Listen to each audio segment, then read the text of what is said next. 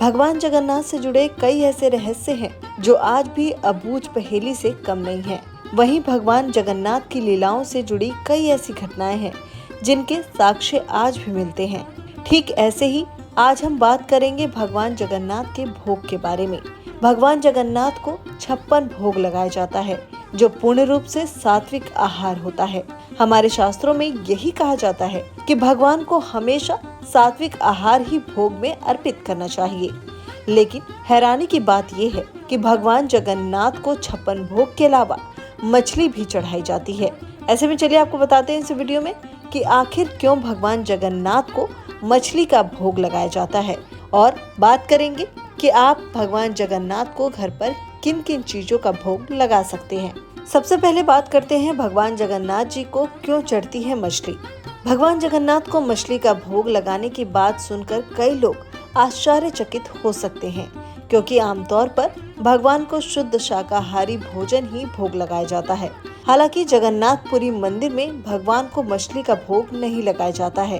पौराणिक कथा के अनुसार एक बार एक मछुआरे बड़े ही श्रद्धा भाव से भगवान जगन्नाथ के दर्शन करने के लिए अपने घर से निकली, लेकिन रास्ते में उसे याद आया कि भगवान को भेंट देने के लिए उसने कुछ नहीं लिया है, तो उसने रास्ते से एक मछली खरीद ली।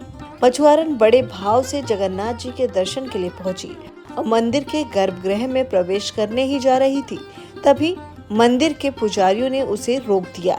उन्हें मछली की बदबू आ रही थी और जब उन्होंने मछुआरन की झोली में देखा तो मछली रखी हुई थी। पुजारियों ने मछुआरन को मंदिर में आने से रोक दिया, जिसके बाद मछुआरन घर लौट गई, लेकिन बहुत दुखी होकर रोने लगी। तभी भगवान जगन्नाथ प्रकट हुए और भक्त की भक्ति से प्रसन्न होकर मछुआरन द्वारा दी गई मछली को स्वीकार कर लिया।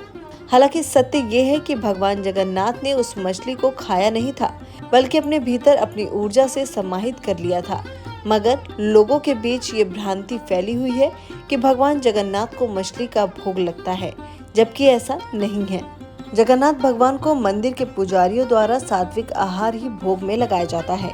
हाँ, कथा के अनुसार ये हुआ था कि भगवान जगन्नाथ ने मछुआरन को ये वरदान दिया था कि साल में एक बार वो स्वयं मछुआरा समाज में दर्शन देने किसी न किसी रूप में आएंगे।